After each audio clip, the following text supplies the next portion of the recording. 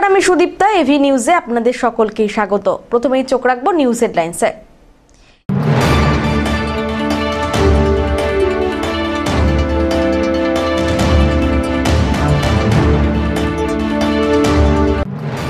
যুবক খুনের ঘটনায় নয়া মোড়। ঘটনায় ব্যবহৃত বেশ কিছু সামগ্রী উদ্ধার করল পুলিশ।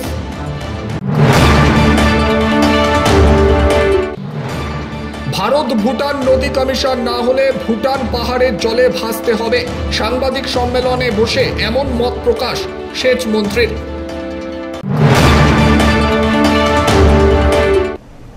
এবার আসছে বিস্তারিত সংবাদে।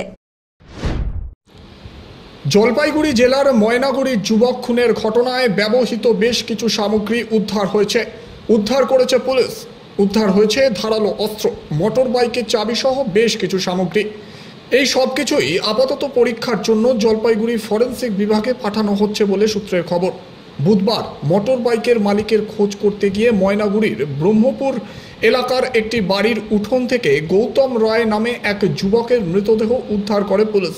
বাড়ির মালিক পরিমল রায় ও তার স্ত্রী সঙ্গীতা পলাতক। তাদের খোঁজে তল্লাশি চালাচ্ছে পুলিশ। গতকাল ফরেন্সিক বিশেষজ্ঞরা এসে ঘটনাস্থল থেকে বেশ কিছু নমুনা সংগ্রহ করে।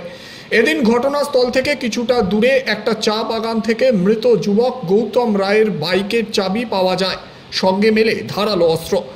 তার সঙ্গে রেনকোট সহ বেশ কিছু সামগ্রী উদ্ধার করেছে ময়নাগুড়ি থানার পুলিশ।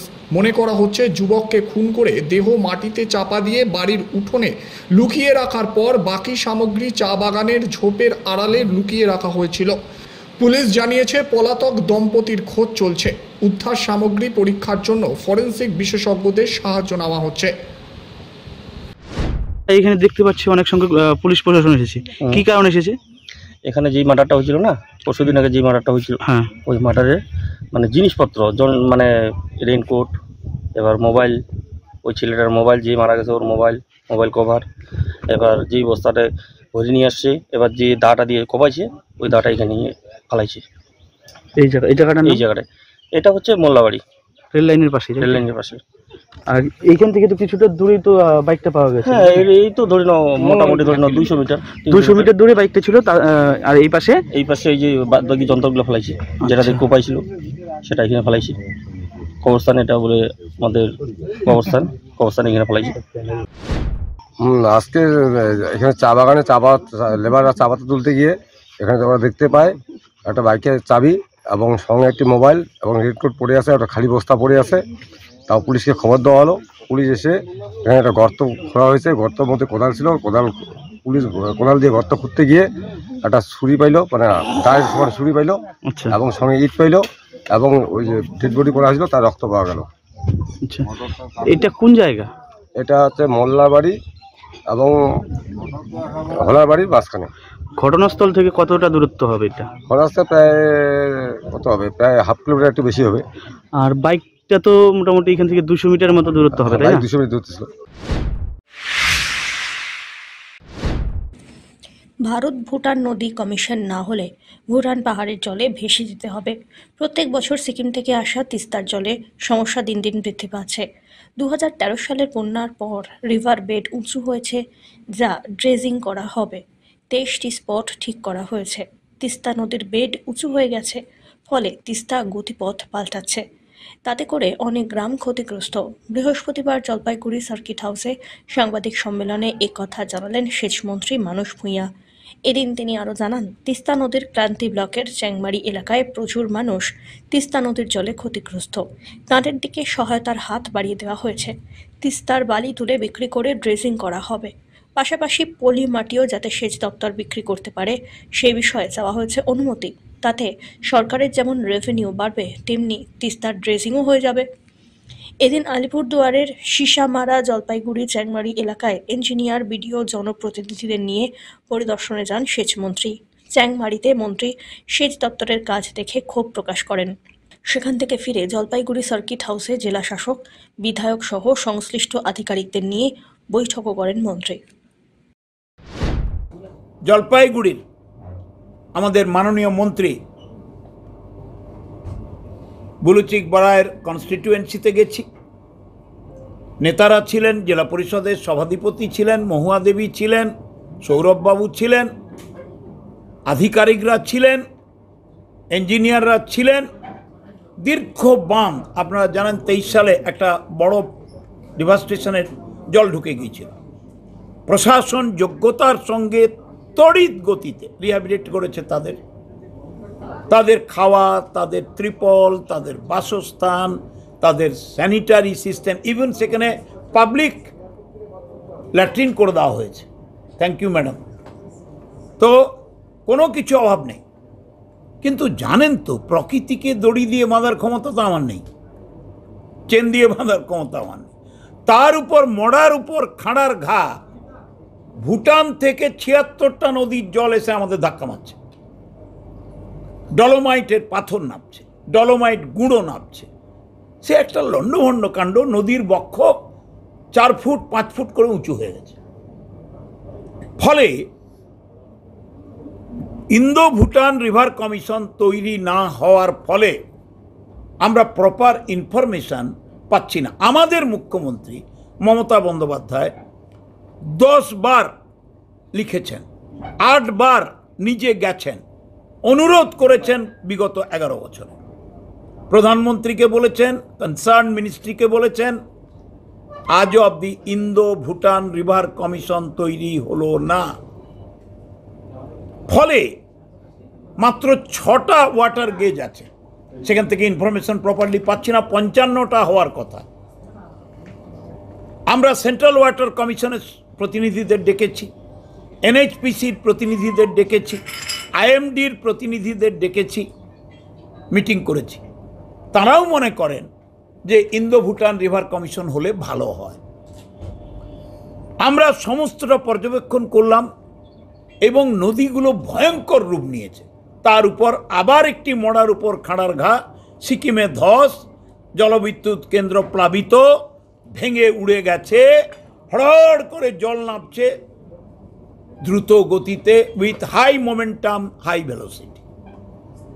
এবং তাকে ধাক্কা মারছি আমরা কোথায় না, জলপাইগুড়ি তিস্তা নদী।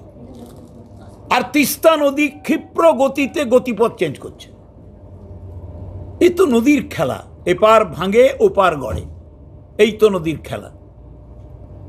তাও আমার সরকার, আমাদের মুখ্যমন্ত্রী, আমাদের প্রশাসন আপ্রাণ চেষ্টা করছে। আমাদের নেতৃবৃন্দ, পঞ্চায়েত প্রতিনিধিরা, পঞ্চায়েত সমিতির লোকেরা, জেলা পরিষদ, এমএলএরা, মন্ত্রীরা, জলপাইগুড়ির, এই তো খগেশ্বর বাবু বসে আছেন, এই তো বুলু ভাই বসে আছেন, এই তো নির্মল বাবু, কোথায় গেলেন, নির্মল বাবু বসে আছেন। আমরা চেষ্টা করে যাচ্ছি এবং I am grateful to the DM of Jalpaiguri এবং তার সহযোগী এডিএমরা, এসডিওরা, বিডিওরা। দে আর ডুইং মার্ভেলাস জব। তীক্ষ্ণ নজর রেখে কাজ করছেন। সত্যি আমরা আপ্লুত।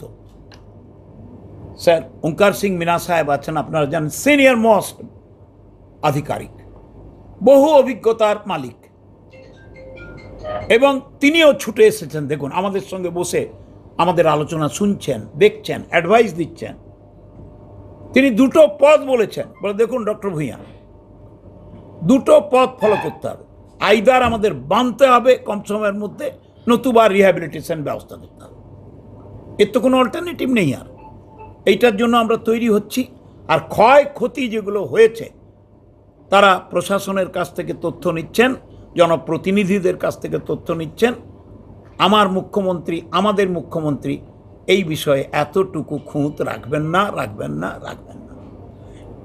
সাংবাদিক বন্ধুদের কাছে আমার বিনম্র চিত্তে হাত জোড়ো করে আবেদন, এই দুঃসময়ে, এই দুর্যোগে, মানুষের প্রয়োজনে যেখানে কোনো খবর আপনারা পাবেন, প্রশাসনকে জানাবেন, জনপ্রতিনিধিদের জানিয়ে দেবেন।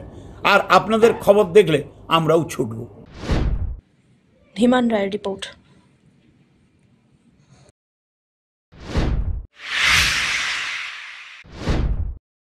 নিষেধাজ্ঞা উড়িয়ে গ্রামের রাস্তায় দাপিয়ে ছুটছে ডাম্পার। পুলিশকে জানিয়েও কাজ না হওয়ায় নিজেরাই বালি বোঝাই ডাম্পার আটক করলেন জলপাইগুড়ির মাধবডাঙ্গার 1 নম্বর গ্রাম পঞ্চায়েতের হরিনারায়ণ পাড়ার বাসিন্দারা।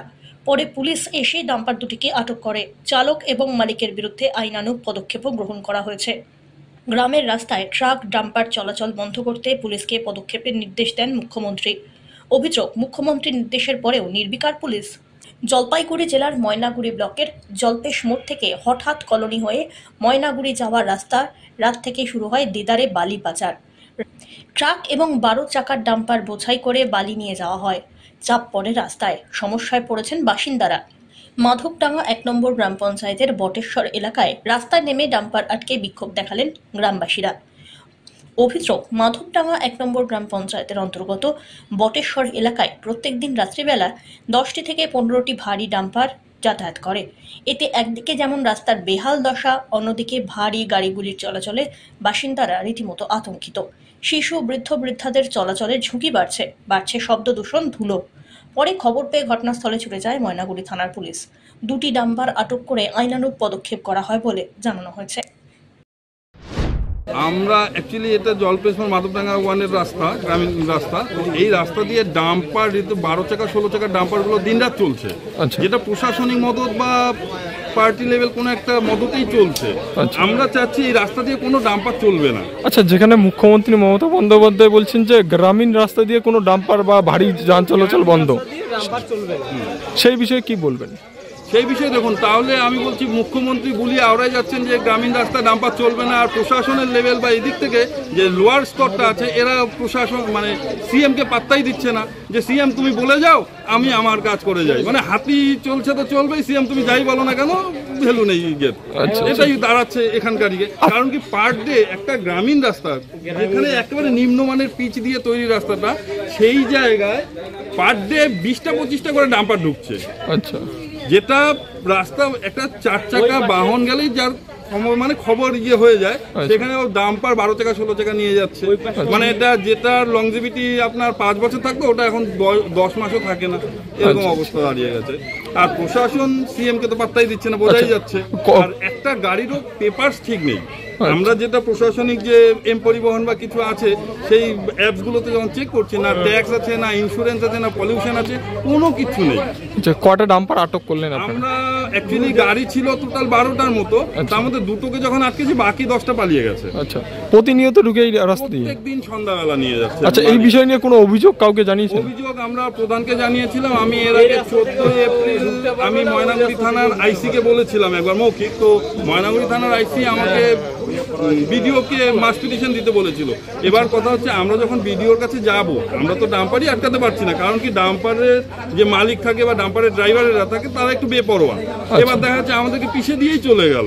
তা আমরা ডাম্পার আগে আটকাবো, তারপর তো প্রশাসনকে খবর দেবো না। প্রশাসন এসে আমাদের বলবে যে আরে গাড়ি যখন যাচ্ছে তো কোথায় গাড়ি, প্রশাসন তো প্রমাণ চাবে। তাই আমরা কালকে অন্ততপক্ষে 10টা গাড়ি না আটকাতে পারি, 2টো আটকে দিয়েছি। আচ্ছা, কালকের থেকেই রয়েছে ডাম্পার?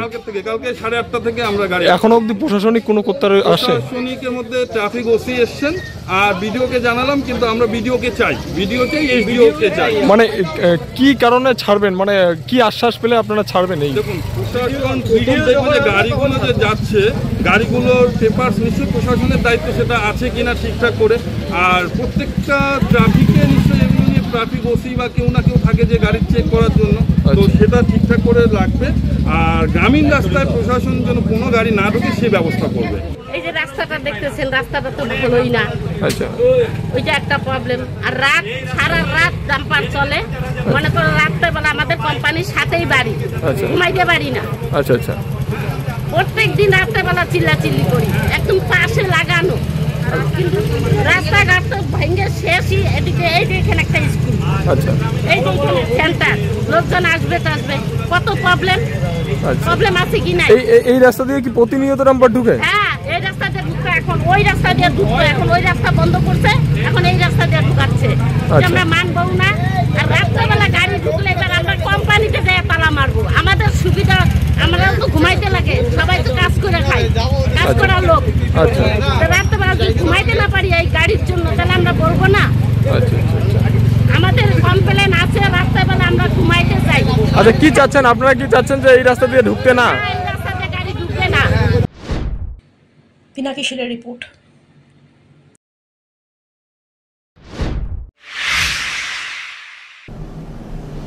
নিয়ে নিচ্ছে ছোট্ট একটি বিরতি, ফিরে আসছি বিরতির পর, সঙ্গে থাকুন।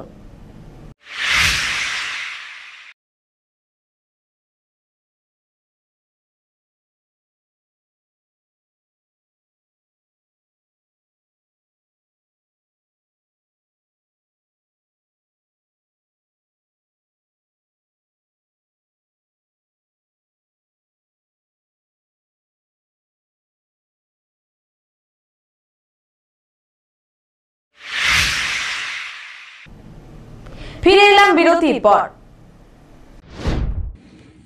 বড় ধরনের সিদ্ধান্ত নিতে চলেছে Jalpaiguri district truck owners association. Jalpaiguri district truck owner অ্যাসোসিয়েশনের তরফ থেকে এক সাংবাদিক সম্মেলনের আয়োজন করা হয়েছিল।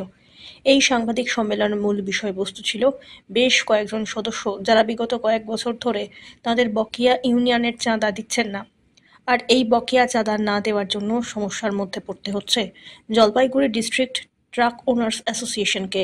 তাই আগামীতে চাঁদা না দিলে পুরোপুরি মেম্বারশিপ নষ্ট হয়ে যাবে বলেও হুঁশিয়ারি দেওয়া হয়েছে। আমরা জানাচ্ছি আমাদের জলপাইগুড়ি ডিস্ট্রিক্ট ট্রান্সফার সকল মেম্বারদেরকে, যাদের দীর্ঘদিন যাবৎ বকেয়া মান্থলি চাঁদা পড়ে আছে, তারা অতি সত্বর 31শে জুলাইয়ের মধ্যে পরিশোধ করার জন্য তাদের আবেদন করছি। যদি আমরা আপনাদের মান্থলি চাঁদা বা আপনারা আপনাদের মেম্বারশিপ রিনিউ না করেন, তাহলে কিন্তু আমরা 1/8/2025 থেকে আমরা আপনাদের মেম্বারশিপ বাতিল বলিয়া গণ্য হবে। সংখ্যা কত রয়েছে আপনাদের এই সদস্য? এখানে মোটামুটি আমাদের তো 350 ছিল, তো অনেকেই মোটামুটি ধরুন আমরা যদি মানে আমাদের যদি মেম্বারশিপ নবীকরণ না করে, তাও মোটামুটি ধরুন 70-80 জন বাদ যাবে আমাদের। তো ওদের বক্তব্য কি যারা দিচ্ছে না? তারা গাড়ি নেই বলছে, কিন্তু গাড়ি না থাকলেও একটা ক্লাবের যদি সদস্য থাকে, একটা কোনো ক্লাবে যদি সে মেম্বার হয়, তাকে তো তাকে তো চাঁদা রিনিউ করতে লাগে প্রতি বছর, কিন্তু তারা কোনো রিনিউ করছে না। তো আমরা বাধ্য হয়ে এটা তাদেরকে আলটিমেটাম দিচ্ছি, তারা যদি মেম্বারশিপ রিনিউ না করে আমরা তাদেরকে বাতিল বলে গণ্য করবো। আমরা অমিত বণিকের রিপোর্ট।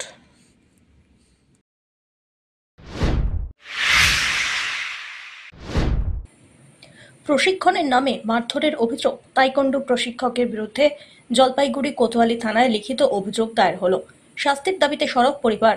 অভিযোগ অবশ্য অস্বীকার করেছে শিক্ষক। মেয়েকে আত্মরক্ষার কৌশল শিখিয়ে রাখতে বাড়ির পাশেই তাইকোন্ডো প্রশিক্ষণ কেন্দ্রে ভর্তি করেছিলেন জলপাইগুড়ি শহর সংলগ্ন দেবনগর এলাকার বাসিন্দা বিপুল সাহা, কিন্তু ফল হলো উল্টো। প্রশিক্ষণের বদলে তৃতীয় শ্রেণীর কপালে জুটল মারধর। অসহ্য যন্ত্রণায় মাটিতে পড়ে কাতরাতে থাকে একরত্তি মেয়ে। বাড়ির লোকজন গিয়ে উদ্ধার করে জলপাইগুড়ি মেডিকেল কলেজের সুপার স্পেশালিটি হাসপাতালে ভর্তি করেন। হাতে কালশিটের দাগ, পাশাপাশি যন্ত্রণায় থাকায় এক্স-রে লিখে দেন চিকিৎসক। অভিযুক্ত শিক্ষকের শাস্তির দাবিতে কোতোয়ালি থানার দ্বারস্থ হয়েছেন মেয়ের বাবা বিপুল সাহা। আমি বসতে গেছিলাম, তখন স্ট্রেচিং করার পরে গিয়ে খুব ম্যাটে পড়তে মেরেছে। এইখানে এইখানে এইখানে এইখানে হাতে পায়ে সব জায়গায় কষ্ট হচ্ছে। তারপর তুমি বলো না আমার কষ্ট হচ্ছে? বলেছি, তাও তো শুনছে না। কি করছিস? সমানে মারছে? হ্যাঁ। অ্যাকচুয়ালি আমি ওকে বিগত 4 বছর ধরে এখানে ওই পঙ্কজদের ক্যারেটের ওখানে ক্যারেটে শেখাতে পাঠাই। তো এর আগেও ও নাকি ভালোভাবে পারে না, তার জন্য পঙ্কজ ওকে 2-1বার মেরেছে। তো আমরা গিয়ে বলেছি যে মারতে হবে না, তুমি, ও তো এমনিতেই শান্ত, বকা দিলে পরে শোনে। কেন শিখাতে পাঠাইছিল? কারণ হচ্ছে আত্মরক্ষার জন্য, কারণ মেয়ে মানুষ আত্মরক্ষার জন্যই শিখাতে পাঠিয়েছিলাম ওখানে।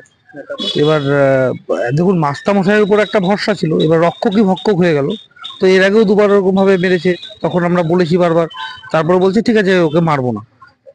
আর কালকে ওকে পাঠানো হয়েছিল, আমি বাড়িতে ছিলাম না। এবার তারপর ওখানে যাওয়ার পর ওকে স্কেচিং করাচ্ছিল, তো যদিও ওয়েট একটু বেশি, যার জন্য স্কেচিংটা করতে খুব প্রবলেম হয়। তো প্রবলেম হচ্ছিল, তো ও বলেছে যে ব্যথা লাগছে, তখন ওকে মারা শুরু করে এবং এমনভাবে মেরেছে যে কালশিটে ফেলে দিয়েছে। হাতের এক জায়গায় ডাক্তাররা ভাবছে যে ভেঙে গেছে। আমি মেডিকেলও করিয়েছি, এখন এক্স-রে করাতেও নিয়ে যাবো। তো এইভাবে অত কোনো মানুষ বা কোনো শিক্ষক কোনো স্টুডেন্টকে মারে আমার জানা নেই। তো আর আমার এই ছোট্ট ফুলের মতো বাচ্চাটাকে এইভাবে মেরেছে।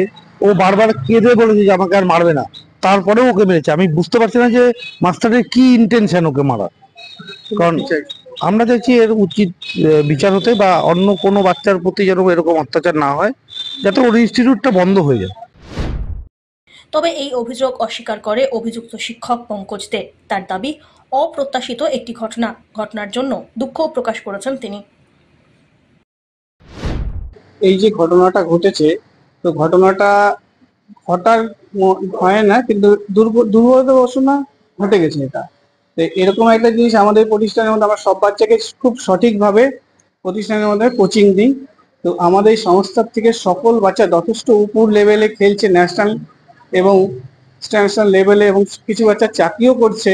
তো যদি কোনো ঘটনা ঘটে থাকে এই সংস্থার মাধ্যমে, তো আমি আমার তরফ থেকে ইনস্টাগ্রামে খুবই দুঃখিত। পিনাকি শিলের রিপোর্ট।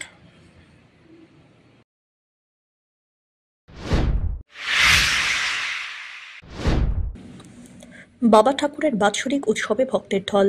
সকাল থেকেই হাজার হাজার ভক্তের সমাগমে শুরু হলো পুজো ও হোমযজ্ঞ। রাজগঞ্জ ব্লকের তালমাহাট দেবী ঠাকুরানীর বাড়ি গ্রামে গুরুদেব বাবা ঠাকুর এবং মা দুর্গা পুজোতে এবছরের বিশেষ আকর্ষণ 138টি শিবলিঙ্গতে পুজো। প্রত্যেক বছর জুন মাসের 6 তারিখে হয়ে থাকে এই বাৎসরিক পুজো। সকাল থেকেই হাজার হাজার মানুষ বাবা ঠাকুরের দর্শন আর আশীর্বাদ নিতে হাজির হন। এছাড়াও বাবা ঠাকুরের পরিবারের সকলে ব্যস্ত ছিলেন বিভিন্ন দেবদেবতার পুজো করতে। এছাড়াও মহা হোম যজ্ঞেরও আয়োজন হয়েছে। প্রত্যেক বছরের চেয়ে এবছরে ভক্তের সমাগম অনেকটাই বেশি। প্রতি বছর এই দিনটির জন্য মুখিয়ে থাকেন ভক্তরা, কারণ সারা বছর অনেকে বাবা ঠাকুরের দর্শন পান না, কারণ তিনি ধ্যানে মগ্ন থাকেন। এই বাবা ঠাকুর কয়েক বছর আগেও টানা 6 মাস আম গাছের নিচে ধ্যানে বসেছিলেন। তারপরেও টানা 1 বছর ফল খেয়েছিলেন, অন্ন স্পর্শ পর্যন্ত করেননি। এইভাবেই দেবতার দর্শন পেয়েছিলেন তিনি। সেই বাবা ঠাকুরের বাৎসরিক উৎসব আজ। শুধু এই এলাকা নয়, বিভিন্ন জেলা থেকে প্রচুর ভক্ত হাজির হন। সারা দিন বিভিন্ন পুজোর পাশাপাশি চলে ঠাকুরের নাম কীর্তন। এছাড়াও ভক্তদের জন্য করা হয় প্রসাদের ব্যবস্থা। সুস্মিতা চন্দ্রের রিপোর্ট।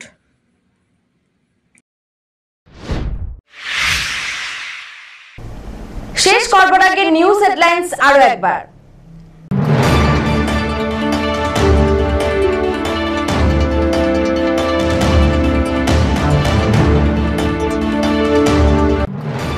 যুবক খুনের ঘটনায় নয়া মোড়। ঘটনায় ব্যবহৃত বেশ কিছু সামগ্রী উদ্ধার করল পুলিশ।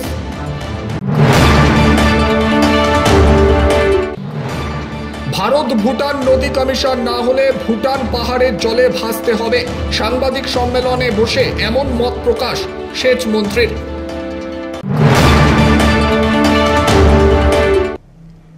এখনকার মতন এভি নিউজ এ পর্যন্তই। পরবর্তীতে আসছি আরো সংবাদ নিয়ে। দেখতে থাকুন আমার ভিশন। নমস্কার।